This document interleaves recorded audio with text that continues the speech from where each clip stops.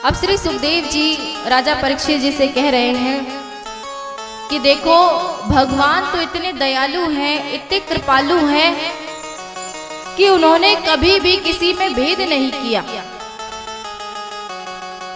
अब परीक्षित जी कहने लगे कि भगवान तो उनको मिलते होंगे जो शुद्ध विचार आचार के होते होंगे, उन्हीं को भगवान मिलते होंगे। तो श्री सुखदेव जी कहते हैं कि अगर ऐसा होता कि जो शुद्धता पवित्रता से अगर भगवान मिलते होते तो उस बहेलिये पर भगवान की कृपा कैसे हुई। परीक्षित कहने लगे कि अच्छा, कोई लोग कहते हैं कि भगवान जब ज्यादा कोई पूजा पाठ करता है उसको प्राप्त होते हैं। जैसे ये कहा तो सुखदेव जी कहने लगे अगर ऐसा है कि जो ज्यादा पूजा पाठ करते हैं, और पूजा पाठ में हमारे व्रती ये बनी हुई है कि जब हमारे घर के बड़े बुजुर्ग होते वही पूजा पाठ ज्यादा करते हैं, पर ऐसा नहीं है। अगर वृद्धों को अगर भगवान मिलते तो ये बताइए ध्रुव जी जो थे वह तो जानते ही नहीं थे कि पूजा पाठ होती क्या है। वह 5 वर्ष में उन्होंने भगवान की प्राप्ति कर ली थी। और कहा कि कोई कहता है कि भगवान तो बड़े विद्वानों को मिलते हैं, जो बड़े ही ज्ञाता हों उनको भगवान आकर के मिलते हैं। सुखदेव जी ने कहा अगर ऐसा होता तो मुझे ये बताओ वो गजेंद्र कौन से विद्यालय गया था। वो गजेंद्र कौन से विद्यालय में जाकर के उसने शिक्षा प्राप्त की थी जिसे बचाने के लिए भगवान श्री हरि आए थे। परीक्षित जी कहने लगे अच्छा, अगर ऐसा है तो भगवान तो उनको मिलते होंगे जो ऊंची जाति के होंगे, नीची जाति वालों से तो भगवान नहीं मिलते होंगे, उनको तो प्राप्ति नहीं होती होगी भगवान की। तो सुखदेव जी कहते हैं कि ऐसा भी बिल्कुल भी नहीं है। क्यों? क्योंकि अगर ऐसा होता तो विदुर जी जो है वह एक दासी पुत्र है,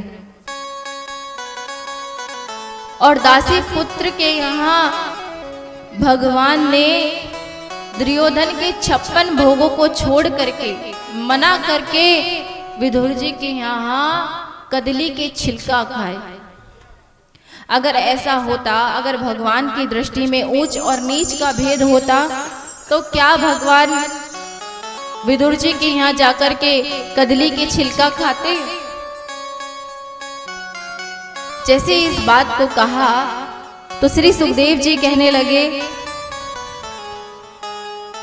अगर भगवान ऊंच नीच का भेद रखते तो वह कभी भी विदुर जी के घर जाकर के कदली के छिलकाओं को नहीं पाते। परीक्षित जी कहने लगे कि हे सुखदेव जी महाराज, आपकी बड़ी कृपा होगी प्रभु, आप मुझे इस वाक्य को विस्तार से सुनाएं। तब श्री सुखदेव जी कहते हैं कि हे राजा परीक्षित, ये उस समय की बात है जब कौरव और पांडवों का युद्ध नहीं हुआ था। कौरव जो थे पांडवों पे बड़े ही अत्याचार करते थे। भगवान श्री कृष्ण उनके साथ थे। भगवान श्री कृष्ण कौरवों के पास इसलिए आए कि मैं पांडवों का प्रस्ताव लेकर के जाता हूं कि वह ये युद्ध की हट छोड़ दे। युद्ध करने से उन्हें नहीं पता क्या क्या होता है, न जाने कितनों के घर उजड़ जाते हैं, कितनों की माताएं बहनें विधवा हो जाती हैं, कितनों के बच्चे अनाथ हो जाते हैं। मैं एक प्रस्ताव लेकर के कौरवों के पास जाता हूं कि वह अगर पांडवों को आधा राज्य ना दे सकते हैं तो वह सिर्फ और सिर्फ 5 गांव ही पांडवों को दे दें। इस प्रस्ताव को लेकर के भगवान कौरवों के पास हस्तिनापुर आ रहे थे और इधर युधिष्ठिर को, इधर धृतराष्ट्र को विदुर जी ये बात समझा रहे थे, भैया देखो तुम मेरे बड़े भैया हो और दूसरा मैं मंत्री भी हूं, इसके नाते मैं आपको एक सलाह देना चाहता हूं। और वो सलाह ये है कि देखो आप यहाँ के राजा हो और राजा का ये कर्तव्य होता है कि उनके राज्य में हर कोई सुखी रहे, पर आपके भाई तो हैं पांडव, आपके बच्चे उनके लिए इतना द्वेष रखते हैं, इतनी ईर्ष्या रखते हैं, हर वक्त उन्हें मारने का प्रयास करते रहते हैं। मैं जानता हूं भैया आपकी बाहर की आंखें तो जन्म से ही नहीं हैं, पर क्या भीतर की आंखें भी आपकी बिल्कुल मूंद गई हैं, जो आपको ये नजर नहीं आता कि आपके भाइयों पर आपके बालक अत्याचार कर रहे हैं। तुरंत इस बात को दुर्योधन ने सुन लिया। दुर्योधन आया और आकर के विदुर जी पे चिल्लाने लगा, तू होता कौन है हमारे बारे में इन सब बातों को कहने वाला? हमारे घर के खाने में को खाता है, हमारे ही थाली में खाता है और हमारे ही घर में छेद करता है, निकल जाए यहां से। जैसे इस बात को कहा, विदुर जी बड़े ही ज्ञानी हैं, बड़े ही सरल स्वभाव के हैं, पर वह अपने आत्मसम्मान पर जब बात आई तो उन्होंने चुपचाप अपना मंत्री पद छोड़ा और अपना धनुष बाण धैर्य पे रखा और उस सब मंत्री पद को भी छोड़ दिया और उनके घर को भी छोड़ दिया। कहते हैं ना, जहां आपकी इज्जत ना हो वहां बिल्कुल भी जाना नहीं चाहिए। जब आपके आत्मसम्मान पे बात आए तो आपको बिल्कुल भी वहां जाना नहीं चाहिए। तो इधर विदुर जी मंत्री पद से भी हट गए और कौरवों के साथ भी नहीं रहते। हस्तिनापुर को बड़ा ही सुंदर सजाया गया। विदुर जी को पता लगा कि मेरा गोविंद आ रहा है। इधर गोविंद आ रहे हैं पांडवों के प्रस्ताव को लेकर। पांडवों के प्रस्ताव को लेकर गोविंद आए, पर दुर्योधन को तो क्या था, मैं तो युद्ध ही करूंगा चाहे जो हो जाए। गोविंद के लाख समझाने पर भी दुर्योधन नहीं माना। जब दुर्योधन नहीं माना तो कहते हैं ना, विनाश काले विपरीत बुद्धि। भोजन के लिए गोविंद को आग्रह किया। दुर्योधन ने कहा कि मेरी माता गांधारी ने तुम्हारे लिए 56 भोग बनवाए हैं। भगवान ने कहा भोजन तो 2 ही अवस्था में किया जाता है,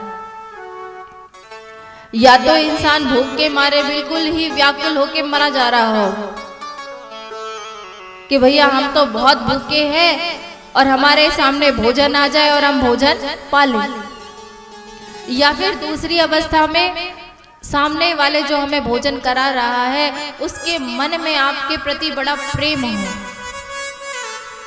अगर हम भरे पेट पे भी किसी के यहाँ चले जाएं और कोई बड़े ही प्रेम और बड़े भाव से हमसे कहे कि नहीं आपको थोड़ा सा तो खाना ही होगा, आपको हमारा प्यार है जो हम आपको दे रहे हैं, खिला रहे हैं, तो पेट भरे पे भी हम कुछ ना कुछ थोड़ा सा पा लेते हैं। ना तो गोविंद कहने लगे, ना तो मैं यहाँ भूख के मारे मरा जा रहा हूं और ना ही मुझे कोई तुम्हारे भोजन में ऐसा प्रेम नजर आता है। और वैसे भी विदुर काका के यहाँ मेरा निमंत्रण है, ये कहकर के। और विदुर जी उसी सभा में एक साधारण से व्यक्ति बनकर के आए थे। विदुर जी ने इस बात को सुना, बड़े ही प्रसन्नचित्त हो गए कि मेरे गोविंद ने भरी सभा में मेरा कितना सम्मान किया कि दुर्योधन के 56 मेवाओं को भी त्याग दिया और कहा कि मैं अपने विदुर काका जी के यहाँ जाकर के भोजन पाऊंगा। तब श्री सुखदेव जी कहते हैं कि हे राजा परीक्षित, हमारे विदुर जी के यहाँ गोविंद ने जाकर के कदली के छिलकाओं को खाया। और जब गोविंद से पूछा गया कि आपने इतने अवतार लिए, इतने अवतार धारण किए, सबसे ज्यादा प्रेम आपको भोजन पाने में कहाँ आया? तो गोविंद ने कहा, मुझे सिर्फ और सिर्फ 2 ही स्थान ऐसे थे जहां पर भोजन पाने में बड़ा ही आनंद आया। वो कौन सा? एक तो राम अवतार में जब प्रभु आए थे, तो जब उन्होंने सबरी के झूठे फल खाए थे तो उन्हें बड़ा ही आनंद आया था। और दूसरा विदुर जी के यहाँ जब उन्होंने कदली के छिलका खाए। भगवान कहते हैं कि भले ही आप मुझे 56 प्रकार के व्यंजन मेरे सामने मत रखो, अगर आपके अंदर सामर्थ्य नहीं है कि आप मुझे पकवान खिला सके, मिठाइयाँ खिला सके, तो मैं उसका भूखा नहीं हूं। मैं भूखा हूं तो सिर्फ भाव का। मैं भूखा हूं तो उस प्यार का जिस भाव से आप मुझे खिला रहे हैं। प्रेम का भूखा हूं। प्रेम के वश होकर के सबरी के झूठे फल भी खाए और विदुर जी के कदली के छिलका यानी कि केले के छिलके कोई खा सकता है? और वो तो प्रभु है। आजकल तो लोग अगर अच्छे से अच्छा भी कोई भोजन रख ले और कमी निकालने वाला तो क्या करेगा, उसमें भी कमी निकाल देगा। आजकल होता है ना, शादी ब्याह में एक पिता अपनी बेटी की शादी में कितना कुछ करता है, अपने जीवन भर की पूंजी वह उसके विवाह में लगा देता है। बल्कि अगर उसको कहीं से थोड़ा बहुत कर्ज भी लेना पड़े ना, तो वो भी वो लेके करता है। पर वहां जो भोजन पाने वाले आते हैं, हमने बहुत जगह देखा है, वो क्या करते हैं, भोजन में कमियां निकालते हैं, भोजन को ऐसी भरी भरी थालियों को यूं ही फेंक देते हैं। पर ये नहीं देखते कि उसके पीछे उस बाप ने पूरी पूंजी लगा दी है, अपने जीवन की पूरी पूंजी उसमें लगा दी कि अरे मेरी बेटी के द्वार पे बारात आएगी और भोजन पाएगी, तो उसके लिए बड़े ही स्वादिष्ट स्वादिष्ट व्यंजन बनवाते हैं। पर नकल निकालने वाले उसमें भी नकल निकाल ही देते हैं। और मेरा गोविंद जिसने सबरी के झूठे बेर खाए, जब उनसे पूछा गया कि सबसे ज्यादा आनंद कहाँ आया, सबरी के झूठे बेर और विदुर जी के यहाँ केले के छिलके खाने में।